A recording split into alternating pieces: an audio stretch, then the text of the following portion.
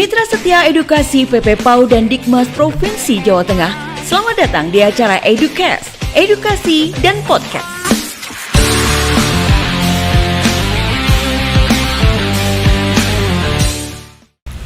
Assalamualaikum warahmatullahi wabarakatuh. Halo Mitra Setia Edukasi PP PAUD dan Dikmas Provinsi Jawa Tengah. Senang sekali saya Ani Sugianti bisa kembali menjumpai Mitra Setia Edukasi di acara Educast.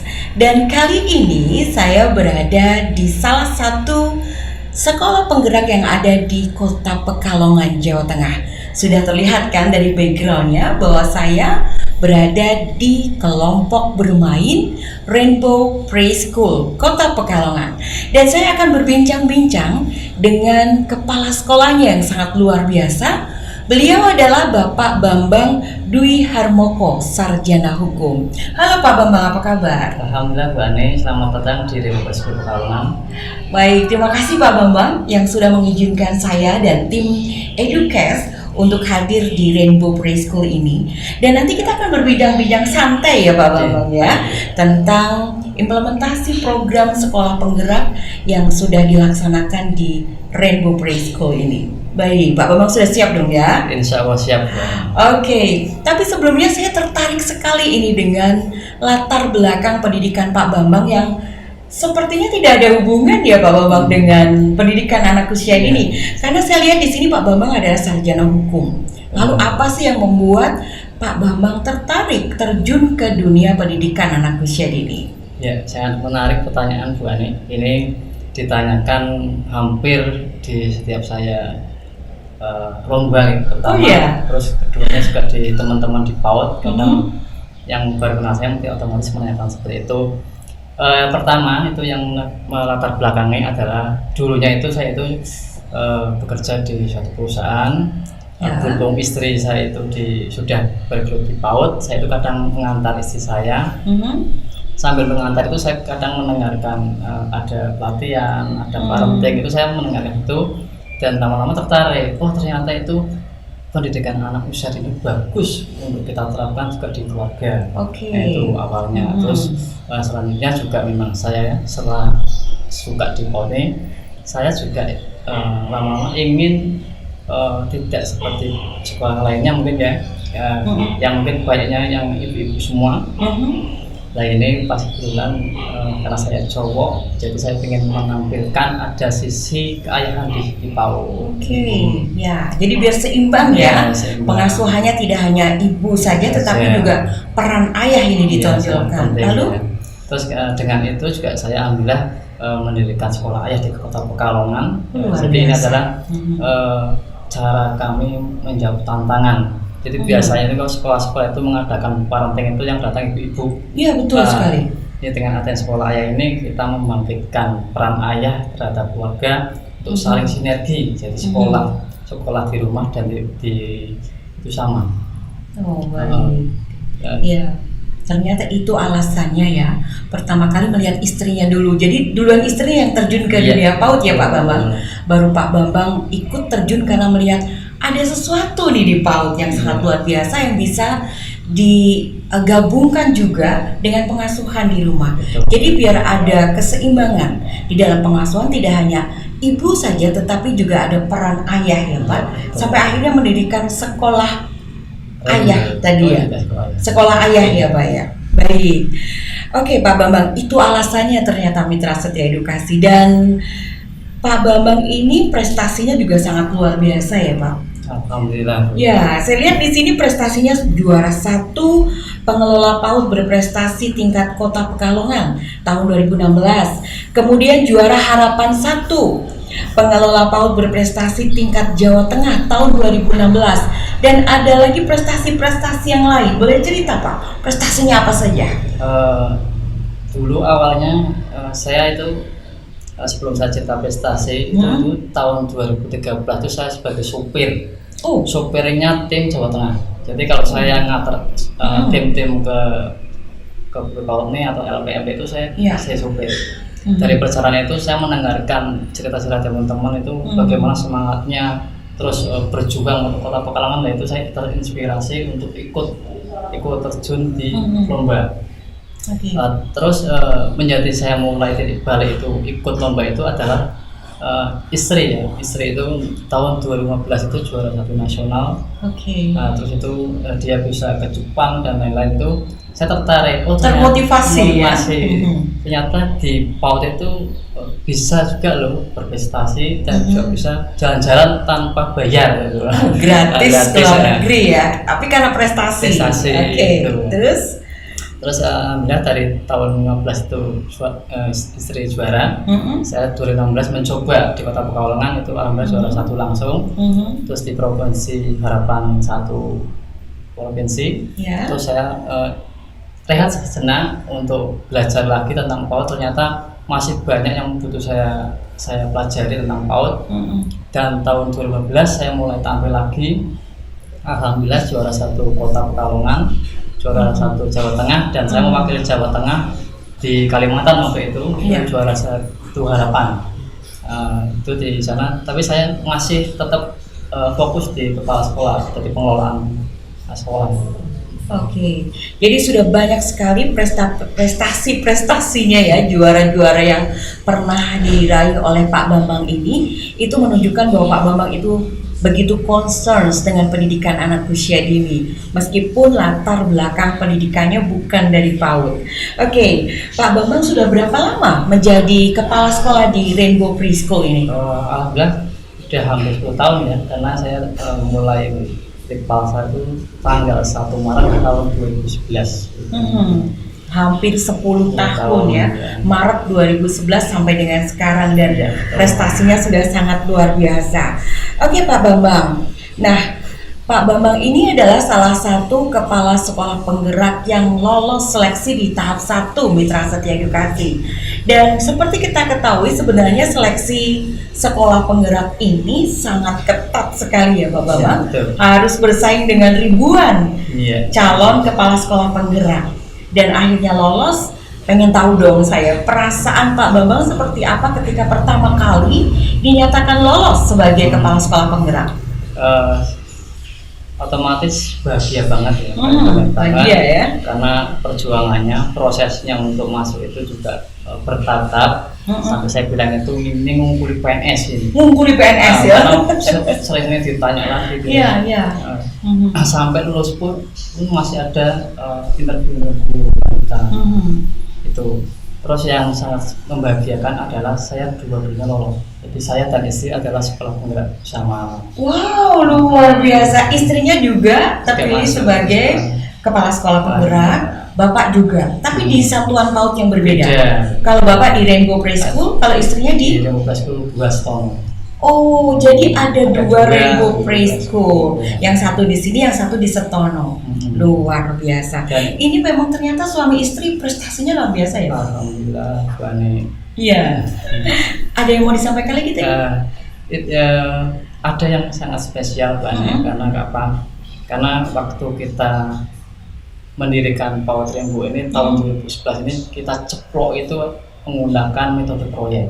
Oh, ceplok. Maksudnya begitu lahir Rainbow Preschool itu sudah menggunakan metode proyek. Sebelum kurikulum Merdeka ini lahir ya, Bapak sudah menggunakan metode proyek. Jadi itu udah nggak asing lagi dong ya sekarang. Dan itu dari tahun 2011 sampai kita eksis sampai tahun ini adalah perjuangan banget, karena banyak tantangannya, banyak yang perlu kita hadapi sampai akhirnya Pak Mas Menteri ini bisa meluncurkan Merdeka Belajar. Ternyata setelah kita belajar ternyata hampir sama dengan pembelajaran di Rainbow.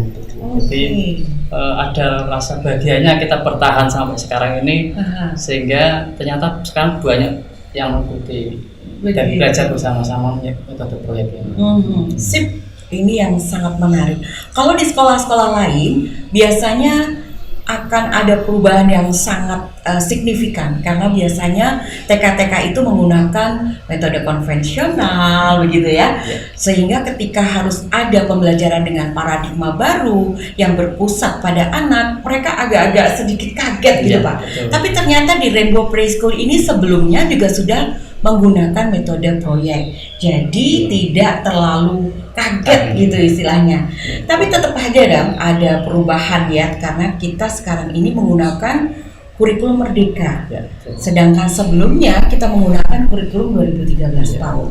Nah, pastinya perubahan-perubahan yang terjadi ini akan membawa dampak ya Pak kepada guru-gurunya pastinya ya. Boleh tidak Bapak ceritakan seperti apa sih pembelajaran dengan paradigma baru yang ada di Rainbow Preschool ini dengan kurikulum Merdeka? Ya, untuk guru-gurunya otomatis pertama kali agak sempat bingung ya. Bingungnya apakah ini nanti sesuai dengan kita apa enggak. Ternyata alhamdulillah setelah kita bimtek itu 10 hari itu yang luar biasa, yang katanya buat kita pusing. Oh, 10 hari buat bikin pusing ternyata ya. Karena bukan itu ya, karena caranya itu kan itu ya terus ya, jadi ya. Tapi setelah mendapatkan bimtek itu alhamdulillah teman-teman punya gambaran ternyata Rainbow itu nggak jauh beda dengan yang dilakukan oleh program PSP ini. Di antaranya adalah ada program metode proyek, berbasis buku, literasi, terus dan lain itu ternyata selaras. Jadi anggarannya itu tidak terlalu kaget. Jadi memang kalau dibandingkan dengan PAUD yang dulunya pakai metode misalnya sentra atau kelompok dan lain itu memang agak kaget karena hal baru. Tapi kalau di sini alhamdulillah pertama saya kita kaget, terus kita menyesuaikan, dan alhamdulillah sekarang sudah mulai mengikuti alurnya. Gitu, oke. Jadi penyesuaiannya tidak butuh waktu yang lama ya Pak ya, karena sebelumnya memang sudah menggunakan metode proyek. Tetapi mungkin perlu penyesuaian pada kurikulumnya ya. Kalau dulu kan metode proyeknya menggunakan kurikulum 2013 tahun, yang sekarang ini menggunakan kurikulum Merdeka dengan pembelajarannya paradigma baru yang berpusat pada anak, ya kan? Oke, lalu program-program inovasinya seperti apa Pak yang ada di Rainbow Preschool ini? Untuk kita masih mempertahankan metode proyek ya, karena kita kan dari awal punya filosofi anak itu unik ya. Jadi anak unik. Kita masih tetap mengedepankan anak sebagai yang utama dari pembelajaran. Terus berbasis buku ini tetap kita juga jalankan, dari dulu kita juga pakai ya. Cuma ini nanti kita akan lebih mendalam lagi karena ternyata di pembelajaran yang baru ini banyak dikupas tentang buku ini, tentang bagaimana teman-teman itu bisa menarik anak, terus kita bisa meningkatkan keterampilannya, itu banyak sekali seperti itu. Terus untuk literasi juga alhamdulillah tetap kita jalankan sesuai dengan yang ada di Rainbow. Dan yang terakhir ini adalah digitalisasi. Oh, digitalisasi. Oke. Ini alhamdulillah sekarang dengan adanya dibantu oleh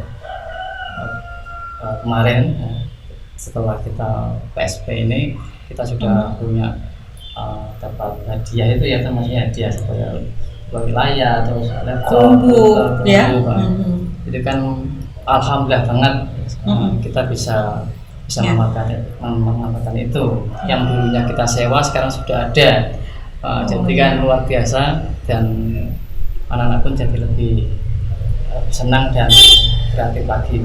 Oke, jadi pembelajarannya lebih kreatif, tidak hanya pada anak saja, tetapi juga pada gurunya ya. Guru-guru pastinya ditantang dong untuk lebih kreatif, lebih inovatif untuk merancang pembelajaran dengan paradigma baru ini ya Pak. Baik, boleh tidak tahu seperti apa ya pembelajaran berbasis proyek yang ada di Rainbow Preschool ini? Boleh sedikit bercerita seperti apa Pak? Proyek adalah yang saya sampaikan adalah sebuah petualangan anak ya.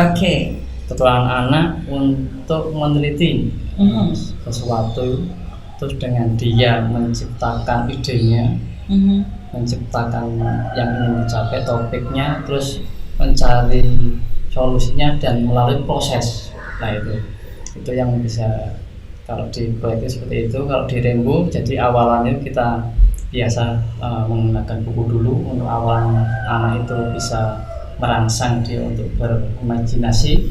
Terus setelah buku ya terus kita bermusyawarah bersama, atau kita bisa katakan peta konsep bahasa kerennya ya, menyusun peta konsep ya, itu bisa dilihat di samping-samping itu sudah ada. Setelah menyusun peta konsep, terus menentukan topik bersama. Jadi topik itu ditentukan oleh anak sendiri. Jadi anak pertama lebih dihargai karena dia memunculkan diri. Yang keduanya adalah dia akan percaya diri dan akan menyelesaikan proyek. Karena apa? Karena idenya itu dari dia sendiri. Dan yang terakhir nanti sebelum terakhir itu ada macam percobaan anak. Jadi anak bereksplorasi dan macam-macam. Yang terakhir adalah persiapan untuk perform, untuk unjuk karya, di bahasa unjuk karya proyek. Nah itu nanti kita akan seperti itu. Jadi dalam kesehariannya anak-anak itu belajar dengan menggunakan metode proyek ini, karena seperti kita ketahui bahwa metode proyek ini adalah merupakan karakteristik dari kurikulum Merdeka ya Pak, untuk mendukung pengembangan karakter anak yang sesuai dengan profil pelajar Pancasila ya kan, dan itu sudah diterapkan di Rainbow Preschool. Anak-anak setiap harinya belajar, mereka ditantang dengan rasa ingin tahu yang tinggi ya bagi anak, dan bahkan mereka dilibatkan untuk menentukan topik tadi dari buku yang sudah mereka baca. Jadi buku cerita, misalnya buku cerita judulnya apa gitu Pak, kemudian anak-anak diajak untuk menentukan topik apa yang menjadi ketertarikan mereka. Dan ini penting sekali karena selama ini kalau kita menggunakan tema, biasanya tema itu yang menentukan guru ya Pak. Dan guru kurang memperhatikan apakah tema itu sesuai dengan kebutuhan anak, apakah tema itu menarik bagi anak, itu guru kurang memperhatikan hal-hal tersebut. Tetapi dengan melibatkan anak di dalam menentukan topik, menyusun peta konsepnya itu tadi, anak jadi lebih tertarik ya Pak untuk belajar. Kan benar-benar sesuai dengan keinginan mereka. Betul ya. Baik, lalu Pak, tadi Bapak mengatakan pembelajaran itu berbasis buku ya. Seperti apa penerapannya? Lebih konkret gitu contohnya biar mitra setia edukasi yang ada di rumah paham ya tentang bagaimana sih pembelajaran berbasis buku yang diterapkan di Rainbow Preschool ini. Boleh bercerita Bapak? Baik, untuk berbasis buku ini memang sejalan dengan metode belajar dari dulu kita pakai. Ini untuk awalan atau kebijakan untuk anak itu berimajinasi. Jadi nanti boleh pakai buku yang ada di sekitar kita, nanti kita bacakan. Lebih baik lagi kalau misalnya ada buku yang berbobot dalam artian yang mendidik ya. Terus nanti misalnya bercerita tentang binatang. Terus biarkan anak itu nanti berimajinasi. Terus kita tanya misalnya, ternyata dalam cerita itu sebenarnya tidak ada kaitan dengan kandang ya, tapi anak itu terinspirasi, Pak ternyata ayam itu harus punya kandang Pak. Nah itulah yang menjadi sebenarnya itu anak itu muncul ide itu dari anak sendiri. Pak aku pengennya itu anak Pak, aku pengennya anak kandang Pak. Kandang itu.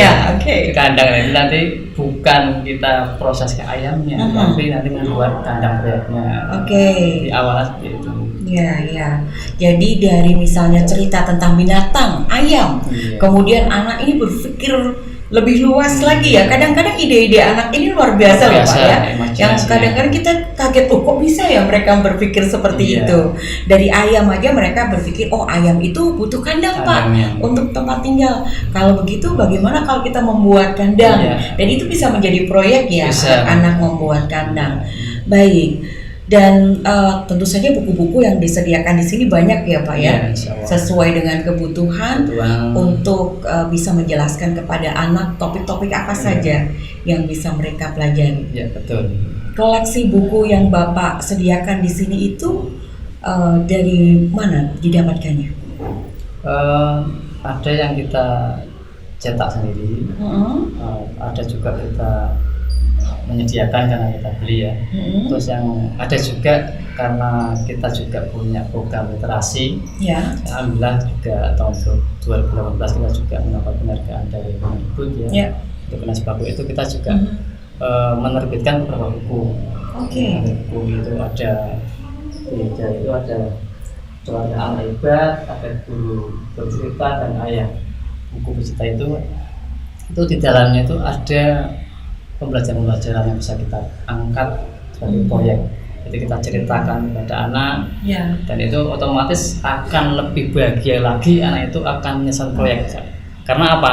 Karena yang menulis adalah ibu dan bapaknya sendiri, bukan dari orang lain. Karena karya ibu bapaknya jika itu dibuat sebagai proyek itu selain anaknya juga orang tuanya akan bangga sekali karena produk sendiri, baik bukunya maupun produk proyeknya.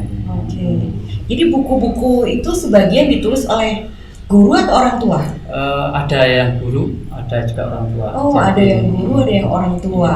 Yang kemudian diterbitkan sendiri ya Pak, dicetak, diterbitkan sendiri. Dan pantasan sekali pernah meraih prestasi lembaga, yaitu penghargaan dari Kemendikbud tentang Gernas Baku tahun 2018. Karena sudah banyak juga produksi buku-buku yang ditulis oleh orang tua maupun guru dan itu sangat bermanfaat sekali tentu saja dalam pembelajaran berbasis buku ya Pak Bambang. Baik Pak Bambang, kemudian ketika pembelajaran di sini saya melihat nih di atas meja saja Mitra Setia Edukasi banyak sekali pernak-pernik yang kita sebut saat ini dengan Loosepart ya Pak. Dan Loosepart ini menjadi salah satu media yang digunakan di Rainbow Preschool ini dalam kegiatan pembelajaran. Bapak boleh cerita dong seperti apa penggunaan media Loosepart dalam pembelajaran di Rainbow Preschool ini? Silakan. Untuk Loosepart booming yang kan memang baru, mungkin belum lama ya namanya Loosepart. Tapi kalau di Rainbow sendiri itu sudah dijalankan juga lama juga. Jadi pas mendirikan kita juga pakai Loosepart. Dulu kita bukan nama Loosepart, kita panggilnya cuma bahan menyenangkan. Bahan menyenangkan. Ya, karena bahan yang bisa didapat dimanapun, yang penting itu bisa buat pembelajaran, terus murah, alami, yang juga banyak di mana masih ada. Itu sangat-sangat mendukung bagi pot-pot kecil seperti kami ya. Jadi nggak perlu kita mengadakan dana besar, kita memanfaatkan aja yang ada di sekitar kita. Itu dan Loosepart ini sebagai sarana anak-anak berkreatif, berimajinasi. Dulu saya masih ingat sekali kalau membuat rumah, membuat gunung itu pasti seperti itu dong. Tapi dengan Loosepart anak itu benar-benar bisa mewujudkannya dengan Loosepart, dengan bentuk-bentuk yang kreatif, warna-warna yang indah, itu sangat luar biasa itu.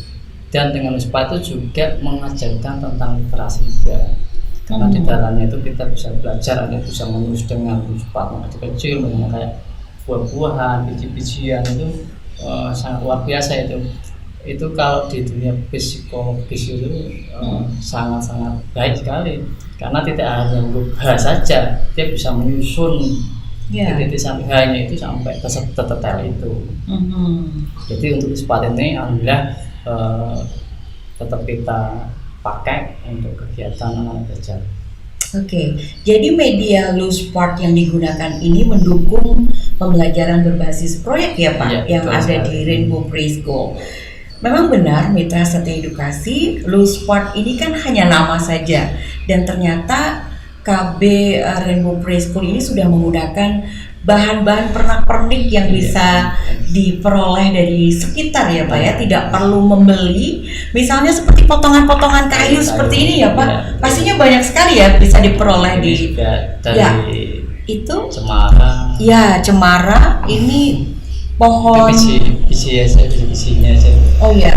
Kemudian bisa dari kerang-kerang ini kerang-kerang dan batu-batu Ini semua tersedia di sini dan bisa mendukung ide-ide kreatif anak ya Pak untuk menciptakan sesuatu proyek tertentu sesuai dengan ide dan kreativitasnya.